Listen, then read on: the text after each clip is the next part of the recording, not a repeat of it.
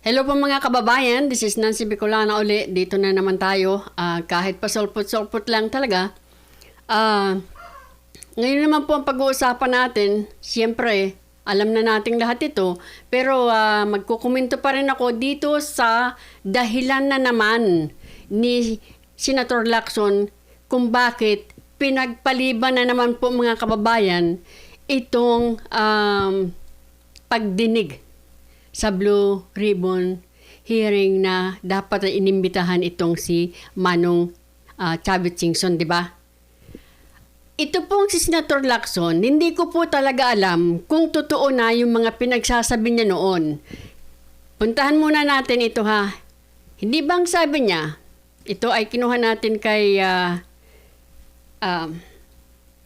may nag-post nito pero ito naman, di ba? Sabi niya, itong si Senator Lacson, parang nawawala na po talaga ikaw, Senator Lacson, kung saan, dati, parang anti-corruption ka. Di ba sabi mo, ang tama ay ipaglaban, ang mali, labanan. Ang nangyayari ngayon kay Senator Lacson, mga kababayan, puro dahilan Biro mo, yung tama, ginagawa ninyong hindi tama. Minamali nyo na. At yung mali, ang nagmumukhang parang napuproteksyonan na dito, Senator Lacson. Ikaw ang nagsabi. Tama po kasi mga kababayan na siya ay mag-imbestiga kasi kinuha-kuha po ninyo yan kay Senator Marcoleta. Simula nang nakuha na ninyo yan, nagkakaletse-letse na at yung mga mukhang may pagkakasala, nagkakandawala. So hindi po tama yung sinasabi mo na ang tama ipaglaban, ang mali ay labanan. Nilalabanan po ba ninyo ang mali? Mali po na ninikawan ang taong bayan. Anong ginagawa mo, Senator Lacson? Kung anong dahilan ang ginagawa mo, sinasabi mo. Kaya sabi tuloy ni Senator Marcoleta at meron po tayong video dito na kumbaga ano ba yan, ganun na lang ba talaga kung tratuhin ninyo ang taong bayan? Yung tatlong dahilan, mga kababayan, na ibinigay niya is parang don't make any sense talaga. Yung tatlong mga kadehalanan na ibinigay niya kung bakit ipagpapaliban niya, wala po, in my opinion, at kahit naman sa sinabi ni Senator Marcoleta, wala pong kinalaman sa pag-iimbestiga dyan sa Blue Ribbon hearing. Kasi nga po, taong bayan ang biktima dito. Pera nga ng taong bayan ang ninakaw. Kayo, Senator Lacson, nagpapabanjing-banjing ka lang. Kayong dalawa ni Soto, bakit? Tinanggap mo na yan noon na magpapatawag ka ulit, papatawag niyang 18 Marines, ex-Marine o ex-soldiers. Pumasok itong si Soto. Aba, sinampahan daw kasi ng cyber libel, bla bla bla. Ay bakit si Madriaga nakakulong na, okay lang, natawagin? Para maging resource person. Or witness, or whatever. Di ba? So ito pa. Sabi dito, para umusad na ang ating kailangan matigil ang korupsyon. Paano nga po matitigil ang korupsyon, Mr. Lacson? Kung ganyan ginagawa ninyo. Hindi kayo nagpapaimbestiga. Di ba? Nagtuturoan na lang kayong ICI, ituturo na lang dito sa ombudsman. Kayo mukhang gusto nyo na naman ituro dito sa ombudsman. Di ba? In aid of legislation ang ginagawa ninyo, di ba? Bakit hindi niyo ipagpatuloy ang pag-iimbestiga? Para sa bayan. Para mahuli ang mastermind. Di ba? Sabi mo pa, para umusad na ang ating mga infrastructure, projects, mga livelihood programs. Ito ang laging bumabara sa progreso ng ating bayan. Yun naman pala Alam mo lahat yan. Bakit nasaan na itong mga pinagsasabi mo? Puro salita ka na lang ngayon Ito pa mga kababayan, pakita ko sa inyo. Bago natin puntahan si Senator Marcoleta. Ito pa. Kaya talagang parang wala ka po talagang hindi ka sincere talaga na para sa bayan ka. Kasi yung una, ang ginawa niya ba naman dito, ito ba naman sinabi niya, oh. Di ba? Sabi niya dito, iniiwasan ko na maghearing ka. Mauuwi lang sa contempt. Alam mo, wala naman kaming lugar dito. 18 yung ikukulong. Bakit niya sinabi yan? MP. Bakit niya sinabi yan? Bakit? Intention mo ba na ipatawag sila at ipakulang silang lahat? Na wala nga kayong lugar dito, 18 yung ikukulong?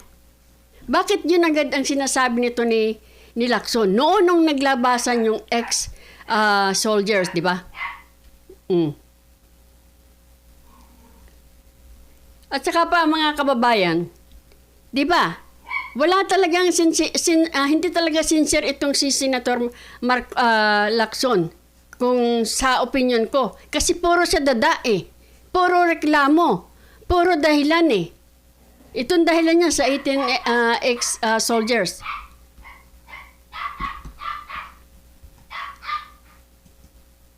Pasensya na po, talagang mayroon akong maingay na 3 chihuahuang maliliit. 4 na buwan pa lang, kaya maingay. Nung lumabas yung 18 ex-soldiers, at least 10 ex-marine personnel were dishonorably discharged due to various offenses, majority due to AWOL, 2 to 3 others retired optionally. Of the 2 PANCOs, 1 is reservist and the other retired optionally. Wala kaming pakialam. Bakit po yan ang inuuna ni Lacson? Di kung ano-ano lang sinasabi niya. Wala naman pong kinalaman kung ano man po ang personal na meron yung dating 18 ex-soldiers. Pero kung ano-ano na niya sinasabi eh. Tapos ito naman. Diba? Ito naman. Si Manong Chavez naman. Biro mo, bakit ipinagpaliban? Ipapaliwanag sa atin ni Senator Marcolita. Pero sa akin lang mga kababayan, natatandaan ninyo, nung sinasabi niya na wala naman daw pong si Sergeant Gutesa, siya lang daw po ang nagsasalita ng itong si Martin Romualdez ay may kinalaman dito sa flood control. Wala naman pong nagko-corroborate sa kanya. Nung dumating and lumabas naman yung 18 ex-soldiers na kino-corroborate, kahit si Saldico, kino-corroborate yung sinabi ni Sergeant Gutesa, ito na naman kung ano-ano na naman sinasabi niya. Di ba? So wala talaga pong intensyon, siguro si Lacson talagang mahuli yung mastermind. Kasi bakit po hindi siya nagdidinig? Hindi po ba ito in aid of legislation? Hindi naman po ito kung ano di ba? Para sa tao. Para sa ninakaw na 13 na over 1 trillion. Tapos sasabihin mo, kumbaga, baga gusto mo magtipid dahil mayroong oil crisis? Tapos yung mga ibinigay mong dahilan? Tama si Senator Marcoleta. Katanggap-tanggap ba yon? Mas importante pa yun sa inyo? Na magtipid-tipid. Samantalang yung 1 trillion, kung makukuha yun pabalik o mapapagbayad man lang yung mga nanakaw, napakalaking pera yun. Kaysa sinasabi mo baka, kumbaga, makatipid tayo. Di ba? Ito mga kababayan. Kasi ipinagmamalaki pa naman nitong si Soto na napakagaling daw pong investigador ito, si Lacson. Baka noon. Panahon ni Kupong-Kupong. Sorry. Kasi iba yung pinapakita niya sa amin eh. Kung napakagaling niya, bakit hindi niya makuha?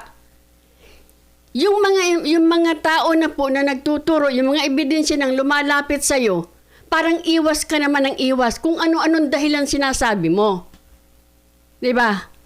Unang-una, pinulaan mo na agad yung 18 ex-soldiers. Para lang hindi matawag dyan. Ngayon, ito naman si Manong Chavez na hindi pa raw ang pinaka-excuse nitong si Lacson, 3 yun eh. Yung una, hindi pa raw kasi natatanggap yung sinumpaang salaysay or formal affidavit nitong si Manong Chavez. Paano, di ba sabi mo, wala pa, hindi pa naman, sa Tuesday pa naman yung 14 na sinasabi mo, di ba? Di ba?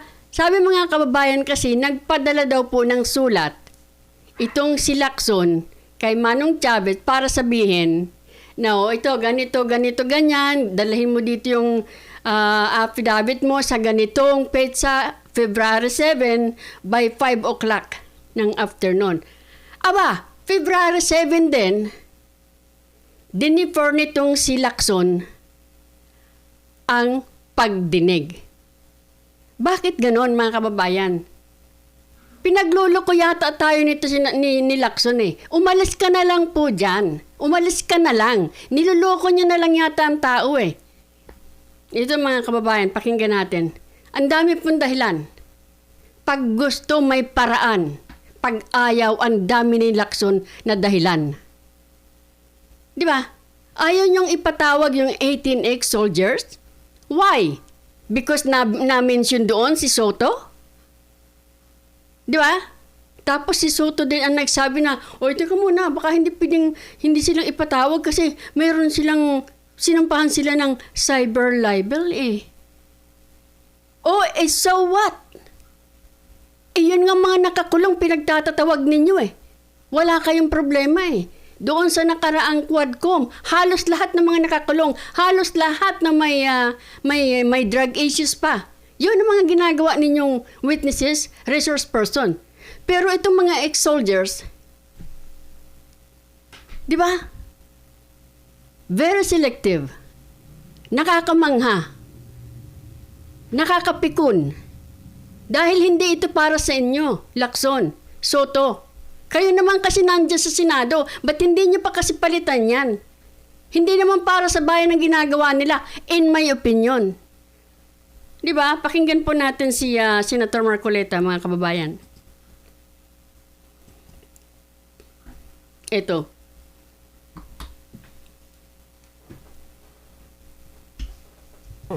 Sen, ito ina-expect natin pala.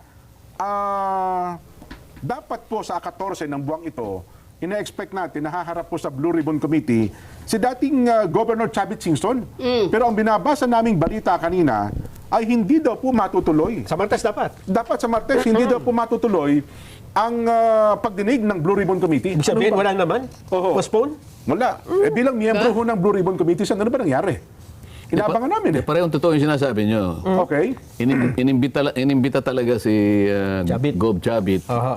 At ang schedule yata ay April 14. Yes po.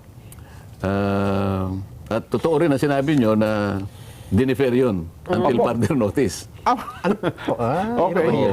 Hindi nyo ba tatanungin kung anong dahilan kung ba't na-defer?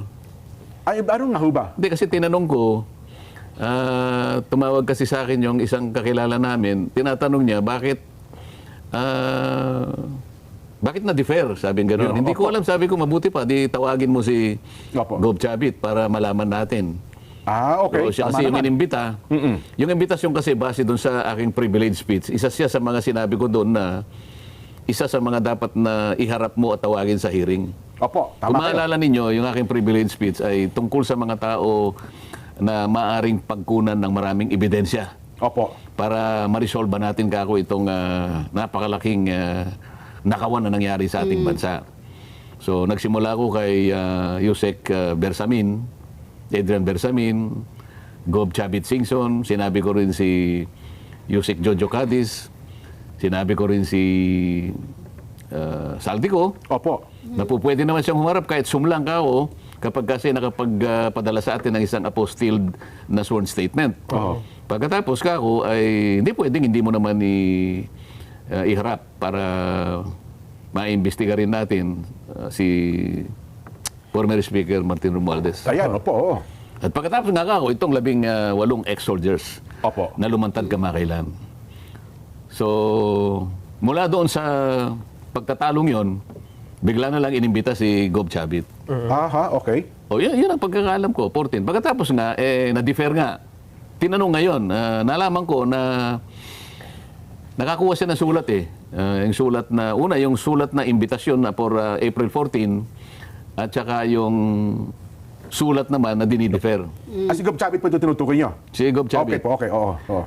Sangayon doon sa kaibigan na aking kinausap para makipag-usap kay Gob Chavit. Nakakuha siya ng dalawang sulat. Yun nga, yung Yung unang una, sulat. imbitasyon. Yung imbitasyon. Yung imbitasyon, nakalagay roon na iniimbita ka namin na pumarito bilang isang resource person Opo. sa April 14. At sana, on or before April 7, sabi niya, ay makapag-submit ka sa aming opisina ng sworn statement kasama na ng mga dokumento o mga ebidensya na gusto mong ilakip sa iyong sworn statement. Opo. E di, on or before, sabi niya, April 7 until 5 p.m. Okay. Okay. Opo. Ngayon, nabalitaan ko, yung sulat na ipinadala uli kay Gob Singson, April 7 din, na dinidefer. Same day? So, na-receive yata ni Gob Singson, Opo. parang April 6 o kaya, parang umaga yata ng April 7, papunta na yata niya sa Senado para isubmit niya yung kanyang, Kanyang affidavit? oo. Okay. O, ngayon, nasabi, nakalagay sa sulat, nabasa ko, nire-reschedule natin itong ating hearing, sabi niya, at sometime, parang dinidefer, contingent on the mitigation of the national energy emergency. So, isa yun, Okay. Opo. Pagka Opo. sinabi, yun ang una, it is contingent. Ibig sabihin, it is condition on the mitigation Opo. of the national energy emergency. Hindi ko maintindihan. Anong ibig sabihin nun? Kinakailangan na... paano pagkakaintindi mo ron, Nelson? Para magsisindi kayo ng ilaw doon, ng aircon. Magtitipid. Makatipid man lang ng Kung kuryente. mayroon ata kayong pagdinig dyan, baka para malaki gastos yan eh. Kaya kung madidefer yun, makakapagtipid po kayo. Yan ang ano Yun niya. ang pagkakaintindi namin. Oo. Pati yung pagbiyahe ni Singson doon, malaking bawas. Oo, bakit ang House of Representatives at saka yung Protec, nag-iimbestiga pa rin? Ay, baka iba, Kami, ho, nakadalawang beses kami sa Protec baka iba ho ang diskarte ni Speaker Bogie D. Hindi, sa Senado mismo. Kaya Di ba nga yung po. Protec at saka ibang mga, yung agriculture na gano'n rin. Meron pa rin, Opo. Oh, at saka yung Women and Gender Committee yata. Oo. Oo. Tanging ang Blue Ribbon lang ang nagsasabi, it is condition on mitigation of national energy emergency. Pangalawa, Opo. at saka hindi pa namin natatanggap yung Yung affidavit. Yung affidavit niya. paano nga matatanggap? Sinabi na nga 7, ibibigay, biglang diniper. Kasi yun ang nakalagay sa balita kanina na ang pangunahing dahilan, binabasa nga natin, Ay, hindi nakapag-submit. hindi daw po nakapagsusumite hanggang ngayon si Governor Chavit ng kanyang sinumpaang salaysay, ng kanyang affidavit. Hindi, yung naunang sulat na inimbitas siya na mag-appear on April 14, ang condition doon, oo. April 7 until 5 o'clock, Oo. isubmit mo yung yung affidavit niya. affidavit. Bakit April 7 ang sulat, dinidefer ang Dapat sana April 8 man lang.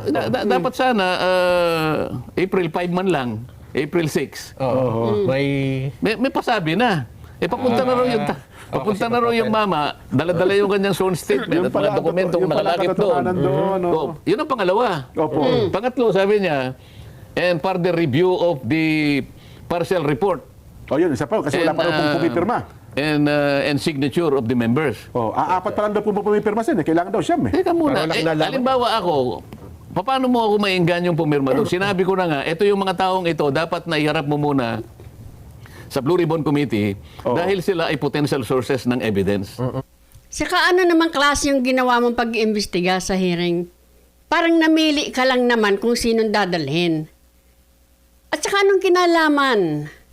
Kasi ang nakapirma pa lang daw, sa aking pagkakaalam, kung ako ay tama, si Kiko Pangilinan, natural, si Bam Aquino, natural, si Risa Hontiveros, di ba apat sila, di siyempre yan si Lacson. Di ba? Ang tagal-tagal na niyan, hanggang ngayon wala ka pang mahila na para mag-sign dyan sa partial report mo yan. Partial ba yan? Di ba? Paano naman magsisipag sign sila dyan? na wala namang parang katuturan yung ginawa mong pagdinig para sa amin. Kasi yung mga taong dapat mong tinawag para madinig ng kumpleto, ayaw mong ipatawag. Si Martin, ayaw mong ipatawag eh. Kasi sabi mo, wala naman nag-i-implicate sa kanya eh. O, ito ngayon. Ano na ngayon sasabihin mo?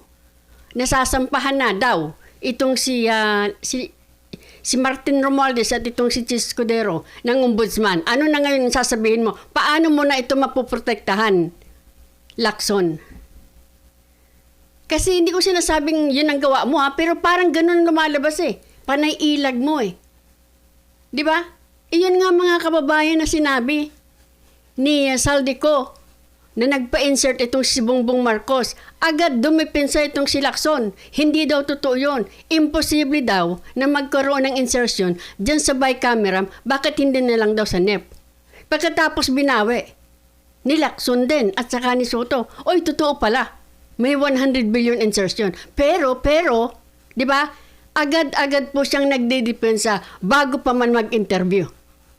Tingnan mo, binanggit niya itong si Adrian Bersamin. Itong si, sino pa yung isa? Na may armored daw silang, armored van daw na dala-dala. Pinatawag, sinabi niya na, kumbaga ginagamit lang ang pangalan ni Marcos. Hindi pinatawag.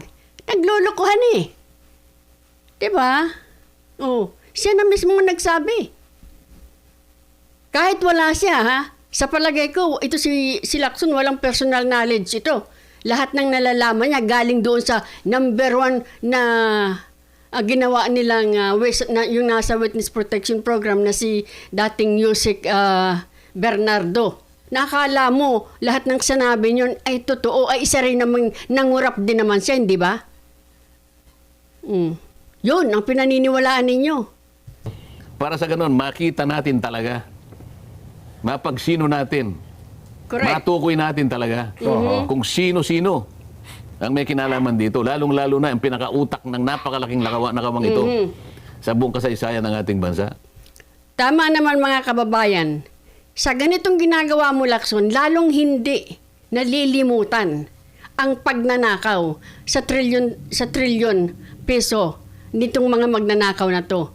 Kahit anong gawin pa, kahit wala ng ICI dyan, kahit kung ano-anong gawin ninyo, mag-imbestiga si Boyeng kung ano-ano, hindi pa rin namin malilimutan sino ang mastermind ng magnanakaw. Yun, nagkaroon na ng oral argument sa GAA. Di ba? Sa korte. Diyos ko po! Di ba? Narinig niyo ba?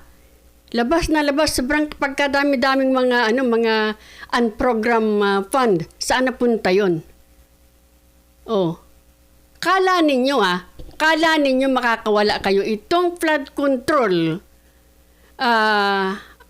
massive corruption, ay hindi na malilimutan ng tao. Kahit anong gawin pa ninyo, magpa-impeach kayo na magpa-impeach, magpaikot-ikot kayo, ninakawan ang bayan ng mahigit 1 trilyon. Pero kayong dyan, nagpapabanjing-banjing kayo at nagbabatuhan lang kayo, pinaiikot-ikot ninyo yung usapan, pero hindi na makakalimutan na kaya kayo nagpapa-impeach, kaya ninyo pinaiikot-ikot ang usapan dahil gusto nyo, you hope na makalimutan ng taong bayan kung ano itong mga fake news na pinapalabas, di ba?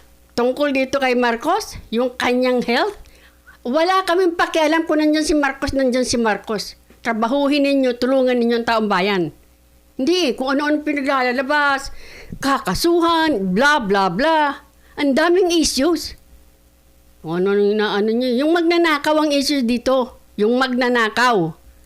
Kasi pag hindi ito hinuli, tuloy-tuloy na nagnanakaw ang mga hinayupak na yan. Kasi mukhang pinoprotektahan na sila eh. Diba? Ako, yun pala. Hindi pa nga, si Chavit Singson pa nga, ang nailin niya pagkatapos dinifer pa. Inaasahan mo ngayon na pipirma yung mga kasama natin? Yun na nga. Yan. Ang isa pang narinig ko noon, kaya ayaw palang pumirma, tila yata si Senador JB, hinahanap niya yung pangalan ng 47 contractors. Sabi niya, wala dito sa report yung 47 contractors. Kapag hindi ko nakita rito, sabi ni Senador JB, hindi ko rin pipirmahan ito. Hindi rin ako pipirma sa report na ito. Yun ata, parang may mga hinahanap sila nga sen eh. Kaya nga, so kanya-kanya sigurong pagtansya doon sa Opo. pagkagawa ng report. Ako, alam ko, dahil ako, meron na nga kami sariling minority report eh. Oho. Yung nagawa namin at least, Tama na naman si Senator Marcoleta, di ba? Natandaan niyo to, mga kababayan. Tama na naman si Senator Marcoleta eh. Nasaan ba yun? Ang itinuturo niya ay itong si Martin Romualdez, kailangan ay parang may responsibility din siya, di ba? Sa nangyari sa flood control. Pero itong si Lacson, panay ang cover-up. Kumbaga, parang ganun ang nangyayari, Senator Lacson. Kaya, kung masasaktan ka sa nasasabi ng taong bayan, ay kasi yan ang nangyayari. Panay ang iwas mo na dumating kay Marcos at kay Martin Romualdez. Paano yan?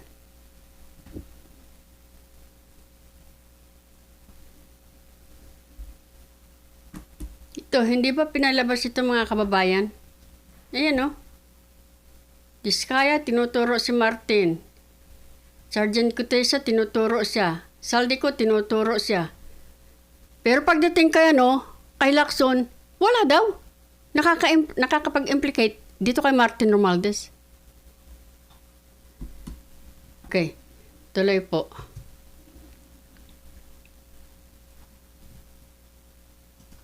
kabisado ko hanggang sa Hanggang sa panahon kayo, chairman pa. Hindi, maski ginamit ko rin naman yung mga ibang bagay, o nga pala. Di ba? Mhm. O ngayon, diniper niya uli. Paano? Hanggang kailan? Talaga bang meron pa siyang Plano na. plano na talagang ituloy pa yung hearing ng Blue Ribbon? Bakit po, Senator Lacson? Bakit na lang, lagi na lang ganyan? Teka muna, ikaw na lang ba ang nagde-decide dyan? Kinausap mo ba yung mga miyembro mo na ganitong gagawin natin o ikaw na lang? Tatanong lang. Oho. Yan ang nakakalungkot. Baka hindi lang nakakalungkot, yan ang nakakapagsikip ng dibdib ni Nelson siguro. Teka lang, Sen, parang kung kung ang isang sinabi ng isang tao ay pwede naman palang hindi ituloy. Hindi, ang tanong dito, doon sa 3 dahilan na ginawa niya, sapat ba yun? Katanggap-tanggap ba yung 3 dahilan na ginamit niya para No. hindi ituloy yun? Justifiable o nga, no? Dahilan lang yun. Well, ipasa natin siguro ang taong bayan na magsasaw, Gaanong di ba? tipid ba? Gaanong katipiran ang matitipid namin doon? Hindi mo ba isinasang-alang-alang ang mga taong bayan naghihintay talaga dyan pagkat gagamitin mo na para makatipid ka lang? Yun ba yung pagtitipid na iniisip natin? Ay, naku. Yun ang pinag-uusapan natin. Oho. Sang-ayon ba kayo? Tatanggapin nyo ba yung 3 dahilan na kanyang ginamit? No. Una, pagtitipid. Oho. Pangalawa, hindi na Isasubmit sana nung mama eh. Hindi na sabi yung affidavit. Bakit April 7 mo dinate yung sulat mo? Samantalang yun ang deadline niya hanggang alas 5 ng hapon. Sabihin, maaga pa lang alas 7, natanggap yung sulat. So, sabihin... Di sana, nung gabi niya pinadala. Kahit na April 7, pero gabi. Nako, magagalit si Gob Chavit niyan. tapos na dapat yung kasi siya deadline. pa nga raw nakiusap, di ba? Pumunta pa siya ng Senado sa tanggapan mismo, sa chairman ng Blue Ribbon, para sabihin sa ipayagang... Pati nga ako kinapiparnis niya eh. Nung sulat niya Oo. mismo. Yun pala, Nako. Yun na nga. Ang unang... Yun ang ikomentuhan nyo. Oho. Katanggap-tanggap ba yung 3 dahilan na kanilang ginamit? Parang sa... Hindi po sir. Kasi para sa akin po, katulad din yata ng nila dyan na, mga dahilan na lamang po yan. Nakita niyo naman yung pinakita ko kung ano-ano na lang sinasabi niya para wag lang mapatawag yung 18 ex-soldiers. Di ba? Kung ano-ano na lang sinasabi niya para wag lang makarating kay Martin Romualdez or kay Bongbong Marcos. Sinasadya man o hindi, yun ang lumalabas eh. Hindi talaga kayo seryoso na ito'y hanapin, na ito'y trabahuhin ninyo para sa tao. Bakit ba kayo tumakbo pa? Kung hindi naman pala masusunod ang taong nagluklok sa inyo, gusto murahin na eh, di ba? Gusto na nung magmura eh. Kung mayroon naman tao magmumura, magagalit kayo. Samantalang kayo nagbibigay ng dahilan kung ba't nagagalit ang tao. Lintik na yan. Pasweldo lang kayo naman dyan, di ba? Dapat kayo nagsisilbi eh. Hindi eh. Parang niloloko nyo na lang ang tao eh. Nakakabwisit na kayo eh. Minsan, parang pagdadahilan na lang po yun. Hindi ko Yun nga. Malagay mo nagdadali. Ano ngayon ang inaasahan ng taong bayan? parang ayaw talagang mapakinggan Oo. ang mga sasabihin. Tama. Parang Oo nga. tapos na. Ano para sa taong bayan ngayon? Ganun na lang ba? Correct. Kung tratuhin mo yung taong bayan? Tama. Ayun. Hindi ba nyo nakikita yung bigat ng kanyang pananagutan na dapat sana Correct. ang unahin mo yung kalagayan ng taong bayan na naghihintay dahil sa nangyari nga. Ah, Eh mukhang ang inuuna niya para hindi makarating kila Marcos at kay Martin Romualdez Oh, sinasadya mo man yan, Senator Lacson o hindi, or Soto. Pero yun ang nagmumukha Ano ang dahilan ninyo? Di ba? Maliban sa binabanat-banatan nyo na yung mga taong lumalapit para makatulong sa inyo, para mahabol yung mga nagnakaw sa pera ng bayan, kung ano-anong sinasabi nyo. Kasangkot sila rito Sangkot ang taong bayan Pera kasi. nila Yeah. Kinabukasan nila ang pinag-uusapan dito. oho. Pagkatapos magdadahilan ka ng kung ano-ano lang. Correct. Mabigat ito, sir. Ano ha? Kaya ang tanong dyan, Oho. mag-i-hearing ka pa ba? Parang hindi na. Ha? Parang ayaw na po ako sa tingin ko, sen Ano ba nakalagay? Indefinitely? Parang gano'n? Anong kaugnayan ng pirma? Oo. Anong kaugnayan ng pipirma at hindi ayaw pumirma? Doon sa report. Wala namang kinalaman yun Kasi hinahanapan daw po siya ng partial report, sen. Paano nga magkakaroon ng partial report? Kinu-question nga sa bakit itong mga taong ito ng panggagalingan ng maraming ebidensya ayaw mong tawagin. Correct. Yun ang problema. Yan ang problema mo kung nakikinig ka. Oho. Ayun. Eh di malamang. Baka lalo na hindi mo magpatawag yan ng pagdinig ng Blue Ribbon. Anyway, ano pa nila, San? May pahabol tayo. Meron tayong ano na lang, 5 minutes. Ayaw nyo na. Ayaw na po, sen. Huwag na natin yan. Baka natin asahan. Oo, parang wala tayong asa. Ba, hindi. Nasisipayo Pero ako. umaasa yung mga taong bayan. Huwag mo ibibitin yan, ha? Totoo po, oo. Suko na, walang hiya. O ayan, mga kababayan, ito pa, papakita ko sa inyo. Tuloy, tingnan nyo to. Kilala nyo naman to, di ba? Si Sir... Tiga.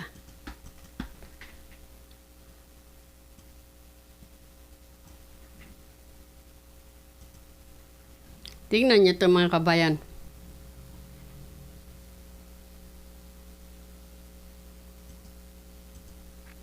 Kilala nyo naman to Diba? Ito.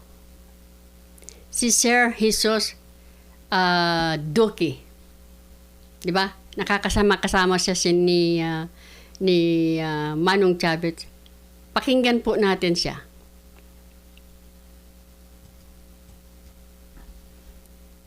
Sir, pahiram ng video mo ha. Pakinggan niyo po ito.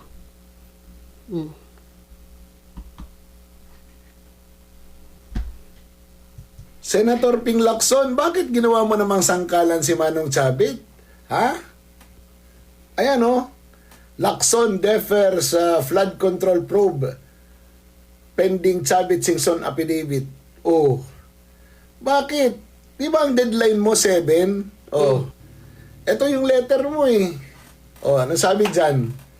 On or before April 7. Pinadala mo yung sulat mo, ito ayan 7 din. Papunta na kami doon Magpa-file na kami ng affidavit, 1:00 ng hapon. Ready na si Manong Chavit. Ayan Diyan, nag-ano na siya, nagpapanotaryo na siya dyan. A day before. So, papunta na kami sa Senate na matanggap. Huwag ganun, sir. Di ba? Let us play it fair. Hindi si Manong Chavit ang dahilan bakit mo pinapospond. Dito sa letter mo, one of the reasons is that ang sabi mo, the committee has deferred the resumption of the hearing pending the review and signing of the partial committee report currently before its members. Yun talaga ang dahilan, sir. You are making Manong Chavit the hostage of the signing of the members of the committee doon sa Blue Ribbon Committee report. Kasi parang yun ang number 1 na dahilan niya na hindi pa niya natatanggap kasi. Hindi nila pinipirmahan dahil hindi sila sang-ayon. It is not about Manong Sabit. It is not even about his testimony. It's about your credibility as the chairman of the Blue Ribbon Correct. Committee Mm. to have the members of the committee sign the partial report of the Blue Ribbon Committee to make it official. Yun, sir. Huwag mong idamay si Manong Sabit. Magkaibigan naman kayo eh. Sabi nga ni Manong magkaibigan kayo na matagal na panahon. At kilala ka niya at kilala mo rin siya. Alam mo naman yun. Pag yun magsalita at magsabi ng oo yun. At pag magsabi ng petsa, susunod yun. Alam mo yun, sir. Kaya huwag mong gawing rason si Manong Sabit kung bakit hindi natuloy ang hearing. Kasi at the end of the day, malalaman din ng mga taong bayan. Alam na. Alam na kasi napakababaw naman ang excuse niya. 'Di ba? Ito na naman Meron na namang may kasalanan. 'Di ba? Hindi na naman sa kanya ginanggaling. Hindi na naman kay Lacson. Meron na namang problema kaya hindi natuloy. Si Manong Chavez naman ngayon. 'Di ba? Noon, walang nagko-corroborate kay Sergeant Cutesa, kaya walang nag-implicate dito kay Martin. Di ba? Oh. Sa ex-soldiers naman, lumabas din naman para mag-corroborate. Aba, kung ano-ano rin ang sinabi. Parang character assassination na ang ginawa. Para hindi matuloy ang imbestiga. Sabihin nyo na lang, siguro ayaw nyo talaga na mahuli ang mastermind. Dami-dami nyo pang paikot-ikot Kung ano talaga ang pinoproteksyonan mo. Ayun. Ano ang ayaw mong pakinggan. Ano ang ayaw mong ipalabas dyan sa Blue Ribbon Committee. Dahil, sir, with all due respect, naman talaga we will go where the evidence leads us. Hindi naman talaga ganon. Because the evidence is overwhelming na money was delivered to Malacanang, hindi man lang natin tinitingnan. And that Ilocos Norte, particularly the 1st District, may mga manomalyang proyekto. O paano, sir?